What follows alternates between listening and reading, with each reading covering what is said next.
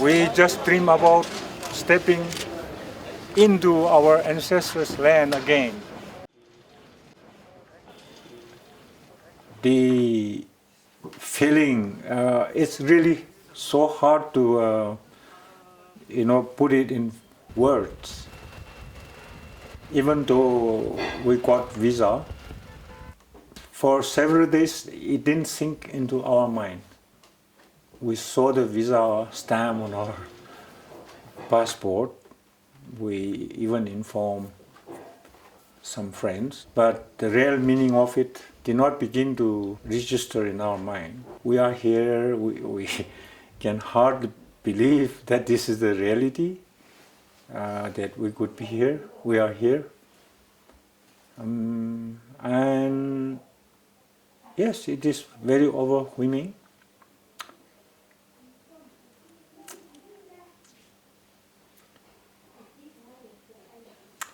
Just the idea of being with our people.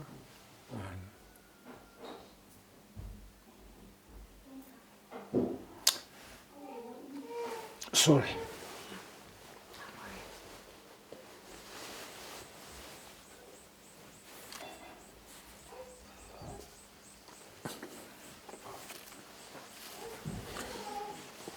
But when you think of the time we have lost and physical changes around you that you can see, conversations that we should have had with older people as well as emerging younger generations,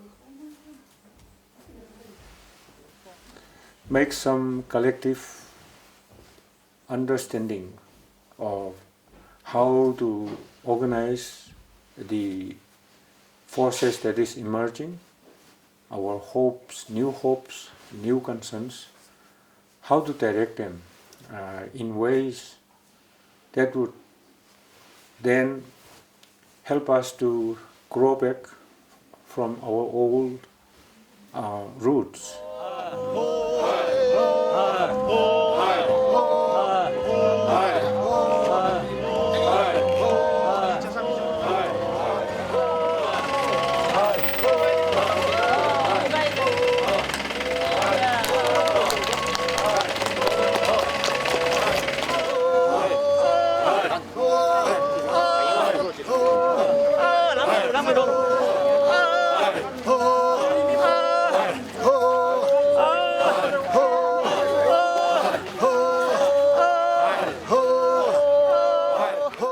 Was very involved with the indigenous peoples movement in Asia, and of course this has a huge ramification for the Nagas in that sense, no? Because given the Nagas' history of national movements and armed movements, etc., I think the government was afraid, and they wanted to curtail his activities. And one easy way of doing that is to impound your passport so that you can't travel around.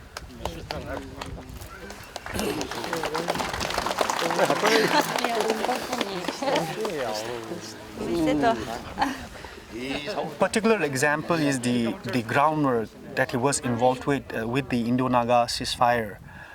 Not many people know that he was actually the one behind laying all the foundations. Louis and this officer, they were the ones who were actually sharing ideas, the medium through which the government of India and with the NSN leadership, they were able to exchange ideas. I think this is one of the reasons why Louis' passport was impounded. They didn't want the government of India and the NSN to sign a ceasefire. Almost a decade, this work was what Louis did, and he kept this actually even from the family, I don't think his other siblings knew. Only after the ceasefire was signed that he started talking about it.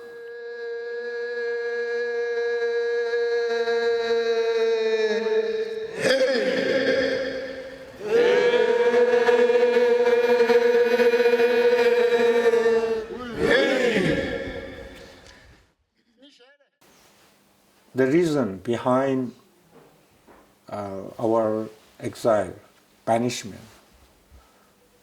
Even though state India government has not so far revealed from, precisely the reason, from the several documents, state documents that they have released,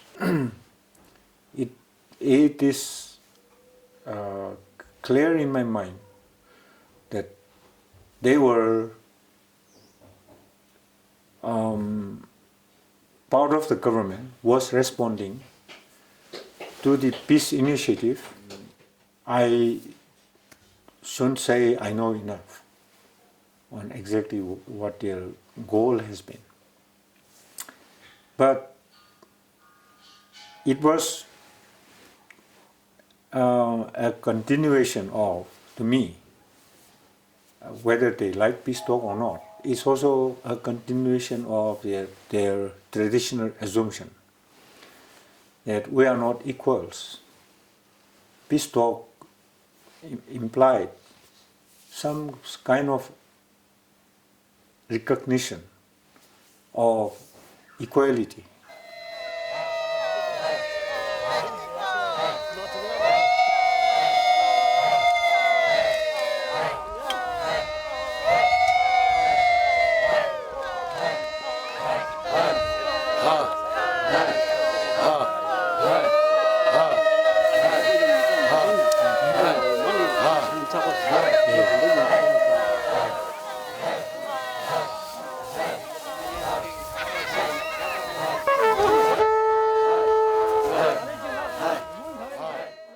Since I lost my passport from 1994,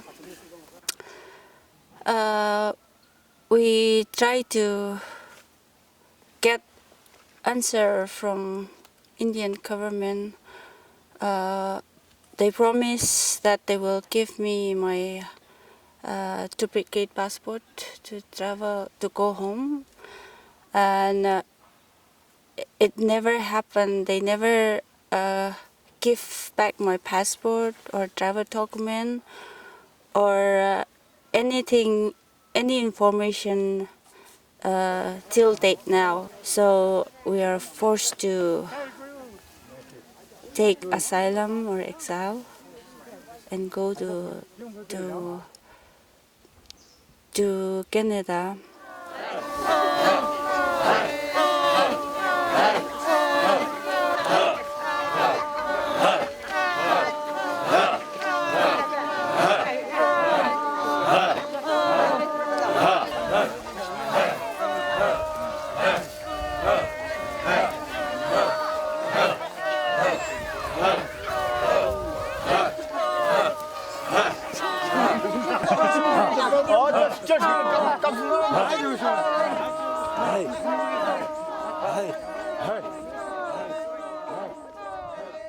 If I look back a few years further into the past, the initiative in which I was involved, the initiative of building international, regional forums, first in the form of loose network of sharing, and then to actually raise organization, drawing from this experience from periodic kind of meeting. It was, as we grow nearer to really forming, I could see the pressure. I felt the pressure built up from within the Indian intelligence circles to find ways of immobilizing me. And perhaps someday we will know. To me, it seems they couldn't get themselves enough strength morally to exterminate me, or even when they intended, they couldn't organize enough perhaps to do it. At the same time, they didn't think they had strong enough case they can build in terms of legal recognition as a guilty person. Whatever offense they want me to accuse of committing, they could not generate or think of generating enough materials to convince the court. So perhaps it's a last choice that it was best that they keep me out of the homeland. And so it is good and bad in many ways. Only people like me perhaps could get so crippled by being uprooted from home. I feel ashamed, but I have to admit the reality. I was so crippled, and I didn't confess it to any friend, even to Peingam. That was a very tough time. I often found horrible dreams, embarrassing, that my parents' children, my grandparents' children should be seeking refuge somewhere.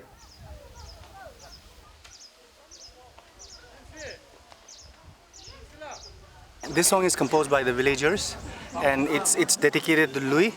And the essential gist of the meaning is that standing up for justice and rights. In his quest for justice and rights, there were many obstacles. One of the similes that they use is like in most of the things that he does, there were many attempts like clouds blocking the sun rays, no? But the clouds have moved away. That's the, yeah.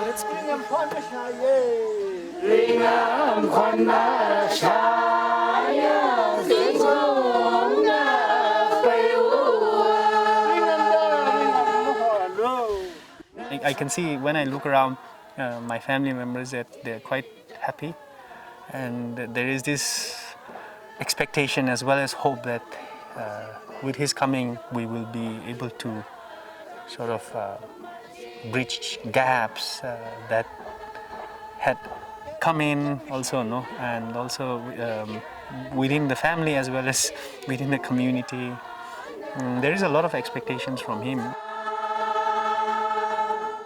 I begin to notice that there was a conscious effort to block the voices of the common people or people who have been working in non-political organizations like so-called NGOs, human rights platform, or church, or traditional institutions like tribe organization, all tribe council, people who were supporting in an organized way, like for example the NSCN, their organization whose leaders represent Nagas at the peace talk.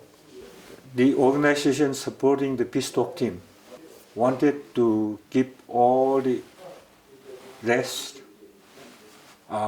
within their control. Initially, it was about peace talk. Gradually, it expands to even how people respond to their day-to-day events. People begin to wait for the leaders at the negotiation to bring whatever we hope to, to get from it. And many forums stop doing some critical thinking. It's a kind of withdrawal from thinking themselves as participating in the peace talk.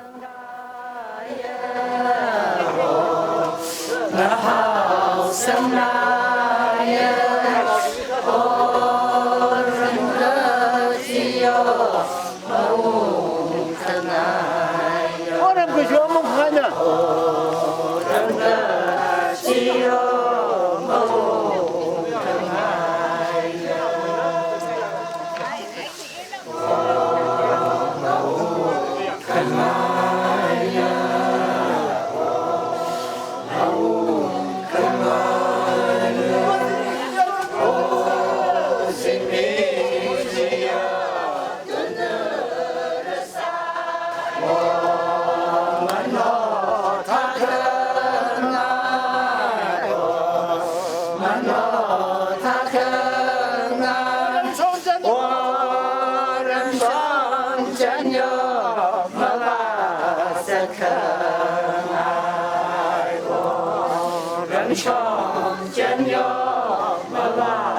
Louis is actually one of the few elders within my family as well as in the clan, the Luithui clan, remaining, who is alive. So it's very important that the elders, actually elders like him, teach us in the ways of looking after the clan, looking after the family, and his absence actually has been a huge hole in that sense, in terms of discharging our responsibilities in a very personal sense. That's why it's very important that he's here.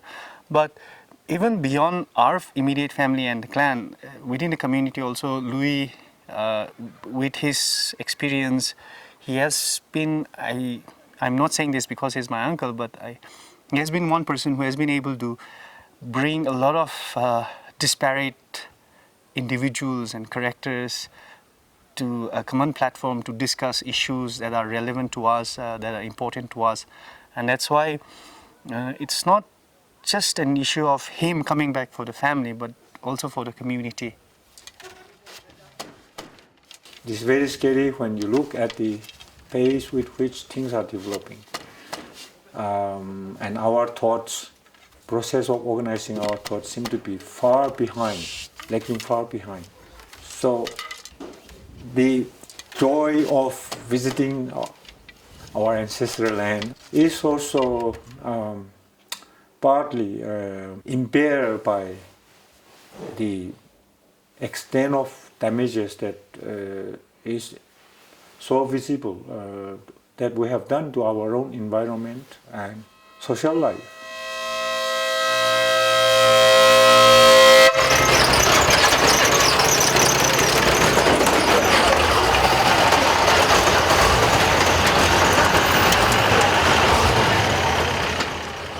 If we could bring so much shame on ourselves in terms of mismanagement of our environment, I don't know what can happen if we go another 20 years. But still, I am looking forward very much that before it is too late, we could be here and be part of the effort to make a better sense of our life, building foundations for an environment-friendly, peaceful world.